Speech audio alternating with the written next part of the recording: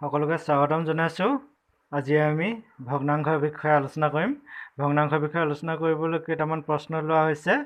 প্ৰথম প্ৰশ্নটো, তলৰ কোনটো প্ৰকৃত ভগ্নাংশ? কোনটো প্ৰকৃত ভগ্নাংশ আলিবলৈ প্ৰকৃত ভগ্নাংশনো কাক কয় আমি জানিব লাগিব।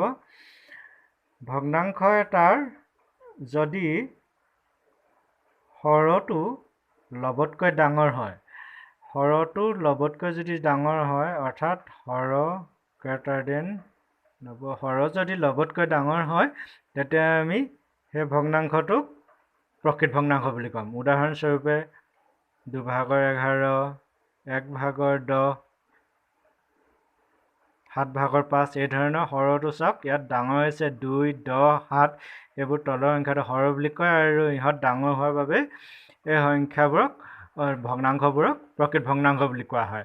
গতিকে ইয়াত আমি প্ৰথমটোত 3/5, তাৰপিছত 5/7 দেখিছোঁ, হৰবোৰ সৰু হৈছে, কিন্তু এইটো চি 11/9, 11/9ত হৰটো 11 ডাঙৰ, গতিকে প্ৰকৃত ভগ্নাংশ হ'ব 11/9।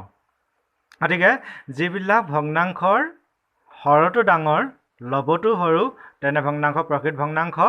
তাৰ বিপৰীতে বাকীবোৰক অপ্ৰকৃত ভগ্নাংশ বুলি কোৱা হয়। যেনে লবটো যদি ডাঙৰ হয়, হৰটো যদি সৰু হয়, সেইবোৰ অপ্ৰকৃত ভগ্নাংশ হ'ব। এতিয়া আমি অন্য এটা প্ৰশ্নলৈ যাওঁ। তলৰ কোনটো 4/3 সমতুল্য ভগ্নাংশ? 4/3 সমতুল্য ভগ্নাংশ উলিয়াবলৈ আমি কেনেধৰণে আগুৱাব লাগিব? 4/3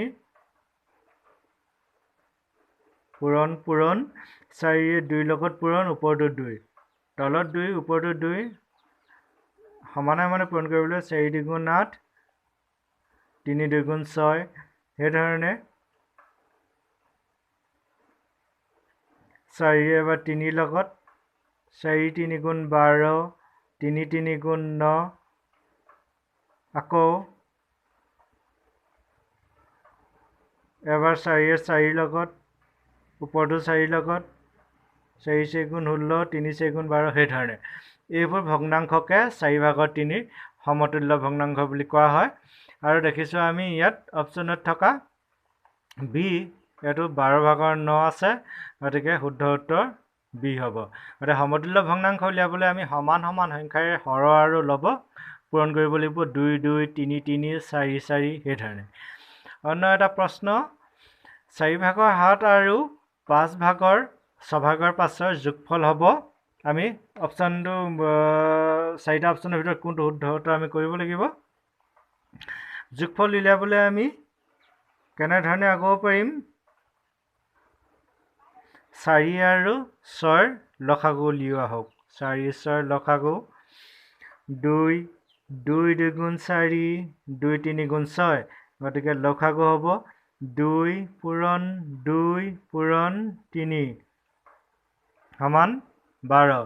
গতিকে লসাগু 12 পালোঁ। এতিয়া 12 লসাগু পোৱাৰ পিছত আমি কেনেধৰণে কৰিম?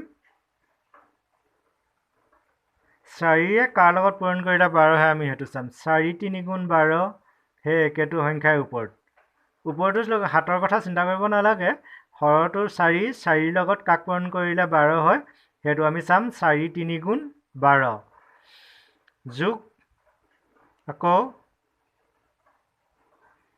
6 2 12, 6 2 12 লসাগুটো উলিয়াব লাগে যিহেতু, গতিকে 6 2 12, সেই তলত 2 কাৰণে ওপৰটো 2। এতিয়া 4 3 12, 7 3 21, 4 3 12, 5 2 10। এতিয়া তলৰ হৰকেইটা একে হৈ গ'ল, 12 12, গতিকে 12 আহিব ইয়ালৈ, আৰু ইয়াত 21 যোগ 10 সমান 12, 21 10 31, গতিকে আমাৰ যোগফলটো হ'ব 12/31 চি। শেষত এটা প্ৰশ্ন লওঁ, তলৰ কোনটো 8/5ৰ সদৃশ ভগ্নাংশ? 8/5 সদৃশ ভগ্নাংশ কাক কয় আমি জানিব লাগিব। সদৃশ ভগ্নাংশ হ'বলৈ হ'লে প্ৰতিটো ভগ্নাংশৰে হৰ 8 হ'ব লাগিব। উদাহৰণস্বৰূপে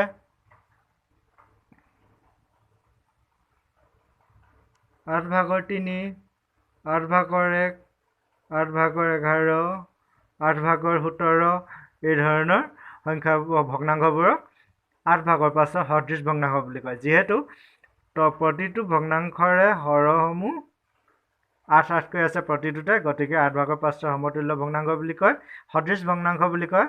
সমতুল্য ভগ্নাংশ সদৃশ ভগ্নাংশ একে নহয়, গতিকে আমি ইয়াত দেখা ডিত আছে 8 ভাগৰ 3, গতিকে 8 ভাগৰ 3 হ'ল 8 ভাগৰ 5ৰ সদৃশ ভগ্নাংশ।